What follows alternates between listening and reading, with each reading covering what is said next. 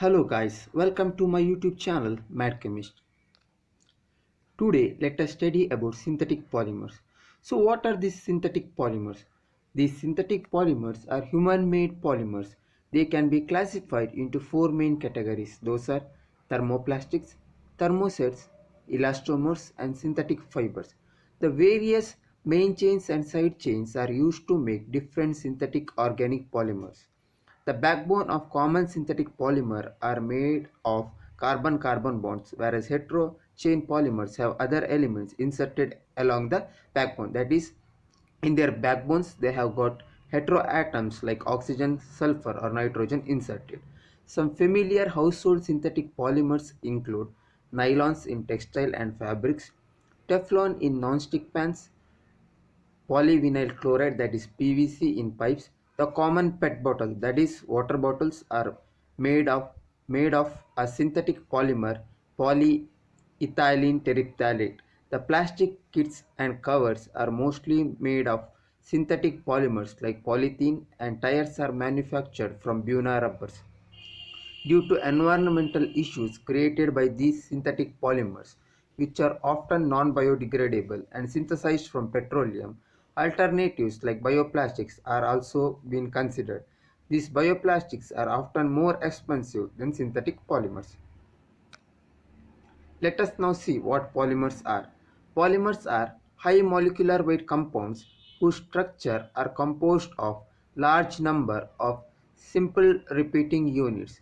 The repeating units are usually obtained from low molecular weight simple compounds called monomers, and polymerization is a process in which relatively small molecules called monomers combine chemically to produce a very large chain-like or network molecule called polymer. To simplify it, the smaller units called monomers combine together to give a larger long chain molecule called as polymer through the process called as polymerization. Here in the picture you can clearly see that the smaller units that which are green in color, which are monomers, which combine or undergo polymerization to give long chain polymers. Let us now see about the classification of polymers. So classification, the polymers are classified on different bases. The first one is they are classified based on the type of monomers involved. Under this we have got two types. One is homopolymer, the second one is copolymer. So homopolymer is a polymer where every monomer unit of the chain is same. But in case of copolymer, the polymer is derived from more than one species of monomer. So if you consider the polymer polyethylene, it is entirely made up of single type of monomer which is ethylene. But if you consider this particular copolymer, it is made up of two different types of monomer which is ethylene and the second one is propylene. So even in this picture you can clearly see that in case of homopolymer, it is entirely made up of a similar kind of monomer which is red in color, but whereas in case of copolymer, the polymer is made up of two different types of monomer which is blue and red in color. So next one is classification of polymer based upon the reaction they undergo. The first one is addition or chain growth polymers. The second one is condensation or step growth polymers. The basic difference between the addition polymers and the condensation polymer is that in case of addition polymers, all atoms of monomer are present in the polymer. But condensation polymer is characterized by elimination of small molecules like water, HCl, methanol or carbon dioxide. To simplify it, in case of addition polymers, there is no loss of any smaller atoms or molecule, but in case of condensation polymer, there is elimination or loss of small molecules of water, HCl, methanol or carbon dioxide. Let us now study in detail about addition polymers. So addition polymers is formed by combination of ethene or substituted ethene monomer to form single huge molecule. These reactions are catalyzed by peroxides or acids, and it requires a high pressure of 1000 atmosphere at 200 degrees Celsius. Lower temperature and pressure can also be used with Ziegler-Natta catalyst. The polymers formed from ethene or substituted ethene are called as vinyl polymers. So let us now see about synthesis of some vinyl polymers. The first one is polyethylene. So the monomer ethylene, which is CH2 double bond CH2, undergoes polymerization to give the polymer polyethylene, which is CH2 CH2 n number of times.